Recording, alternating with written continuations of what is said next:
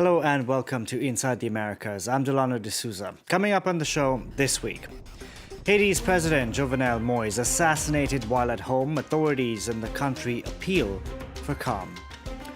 Mary Simon becomes the first Indigenous Canadian ever appointed to the post of Governor General. And some residents in Boca Chica, Texas say they're being pushed out by Elon Musk's SpaceX. But first, the Prime Minister's office in Haiti has announced the country's President Jovenel Moïse was assassinated while at home. Authorities in Haiti are appealing for calm. Moïse came to power in 2017, and according to analysts, he didn't succeed in opening a new chapter in Haiti's history. Sanam Shanti reports. Jovenel Moïse, the son of a merchant and a seamstress, was born to a middle-class family in Haiti's Trou-du-Nord province. At university, he studied political science, later marrying his classmate, Martine Marie-Étienne Joseph. That year in 1996, the couple moved to Port-de-Paix, and that became a starting point for Moïse's career. At the age of 28, he launched his first business, Jomar Auto Parts. He also began an agricultural project producing organic bananas. Then came another ambitious venture, providing clean water to rural areas. With loans, Moïse managed to develop this initiative, expanding to solar and wind power projects. His enterprise is creating over 10,000 jobs across the country.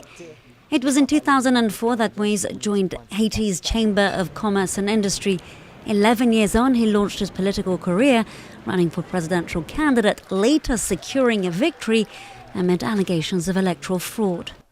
Under Moïse's rule, the nation of more than 11 million people has grown increasingly unstable and discontent. Economic, political and social woes across the Caribbean island have also deepened. In fact, earlier this year, he said that a coup to overthrow his government and assassinate him had been foiled. To the US next, where a new poll has shown a startling discrepancy in vaccination rates based on political party affiliation. Republicans are far less likely than Democrats to even consider being vaccinated. The partisan divide has made it difficult for the Biden administration to hit its immunization goals. With the Delta variant now spreading in the US, it could endanger the country's recovery from the virus altogether. Brian Quinn reports. The United States making major strides fighting COVID-19. President Joe Biden, though, forced to reckon with disappointment as the country misses a key vaccination target. We all know powerful variants have emerged, like the Delta variant. Please, if you haven't gotten vaccinated, do it. Do it now. For yourself, for your loved ones, for your community, and for your country. In May, Biden set a goal for 70% of Americans to have received at least one vaccine dose by July 4th. In reality, that figure hit only about 67%. Biden also wanted 160 million adults fully vaccinated, but fell short by some 3 million. Improving those figures could be an uphill battle. A recent Washington Post ABC poll shows a striking political divide on the vaccine front. 86% of Democrats have gotten at least one dose. For Republicans, only 45%. And while 6% of Democrats say they aren't likely to get the vaccine, among Republicans, that number jumps to 47%. Officials in red states like Alabama, Arkansas, and West Virginia are now urging their constituents to roll up their sleeves. Many of the hesitants cite the rapid development of COVID vaccines. Those on the political right wing, though, are more likely to believe that the government and media are exaggerating the risk of the Delta variant. The U.S. has recorded over 600,000 COVID fatalities. More than 200 Americans are still dying of it every day. The nation's top immunologist, Dr. Anthony Fauci, says that more than 99% of those deaths are among the unvaccinated. Our photo of the week is of Mary Simon. She's the first Indigenous Canadian ever appointed to the post of Governor General. The ceremonial post serves as the official representatives of the UK's Queen Elizabeth. Simon's appointment comes at a particularly sensitive time in Canada. Over the past 2 months, hundreds of unmarked graves have been found at former residential schools for Indigenous children. Children in traditional robes perform at a ceremony near the site where 751 unmarked graves were discovered last month. The Indigenous group that found the remains is to take control of its own child welfare services under a new deal signed with the federal government. This is an important step forward. And at the end of the day, it'll mean fewer children and youth in care. Earlier, Trudeau appointed Canada's first ever Indigenous Governor-General. My appointment is a historic and inspirational moment for Canada and an important step forward on the long path towards reconciliation.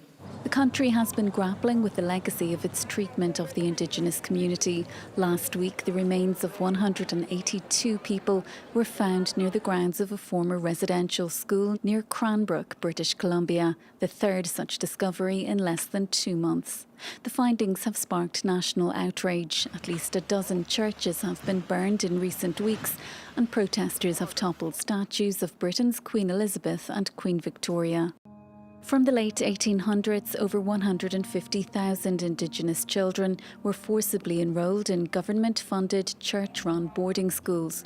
More than 4,000 of them died of disease and neglect. Others were physically and sexually abused. Some of these schools were still in operation as recently as 1996. To date, there's no full tally of how many children died, the circumstances of their deaths, or where they were buried. An Indigenous woman in Chile has been chosen to lead the group of people tasked with drafting a new constitution. The 58-year-old independent from the majority Mapuche people says she hopes the text will transform the country. The new constitution is set to replace the one inherited from Augusto Pinochet. It's been blamed for the social inequalities that sparked deadly protests back in 2019. Now, tech billionaire Elon Musk is known by many for his Tesla vehicles and his exploits in outer space, but he's also causing quite a stir here on Earth, in a tiny town in southern Texas to be exact.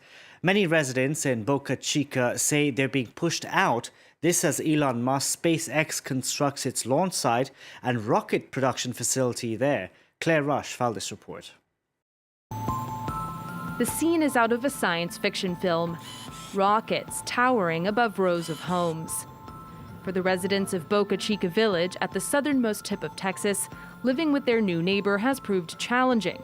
Cheryl Stevens is back in town for the first time in 6 months. It's unbelievable. It's very sad. Her former street is now a construction site. This is the house she lived in for 15 years. It looks very different. It's kind of a shock. It used to just be normal brick, and now it's painted brick. All the houses that SpaceX has bought, they painted gray and black and white. Black and white, the colors of SpaceX's logo. The aerospace company is building its private launch site and rocket production facility here. Billionaire CEO Elon Musk is looking to expand it further, buying up property in nearby Boca Chica Village and pressuring residents to sell. This is Cheryl's former neighbor. Celia Johnson has refused to leave her home. They walked around and said the houses are worth $50,000. We're going to offer them 3 times, $150,000.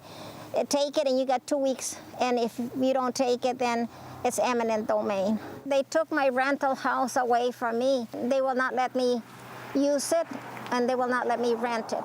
And they will not deliver water or electricity.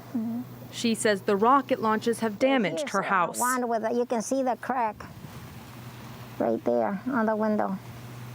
Meanwhile, some 35 kilometers away in Brownsville, SpaceX has been welcomed by many. The company has brought an economic boom to the city of 200,000 and sparked a real estate frenzy. New construction is happening right and left. There's a lot of people coming in from SpaceX. It has created quite the stir. People are doing all kinds of new construction, buying homes off of plans. This is unheard of. Back in Boca Chica Village, Cheryl decided to accept SpaceX's offer for her home, $150,000, 3 times more than what she bought it for. Despite the profit, she remains bitter. I felt I didn't have a choice. When you have a billionaire basically saying, get out of here or else, I mean, what are you going to do? You know, like, I mean... Ultimately, Musk wants to go beyond constructing a launch site to create his very own city, Starbase, Texas. That's it for this edition of Inside the Americas. From all of us on the team, thank you very much for watching.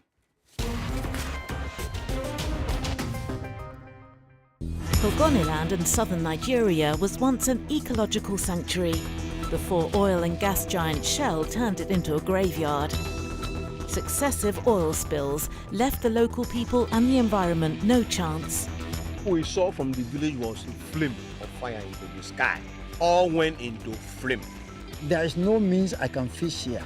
12 years later, Shell still refuses to accept responsibility. We want Shell to pay for loss, the damage that they did. Follow the twists and turns in this bitter dispute between the oil giant and the Nigerian people in Ogoniland Revisited on France 24 and France24.com.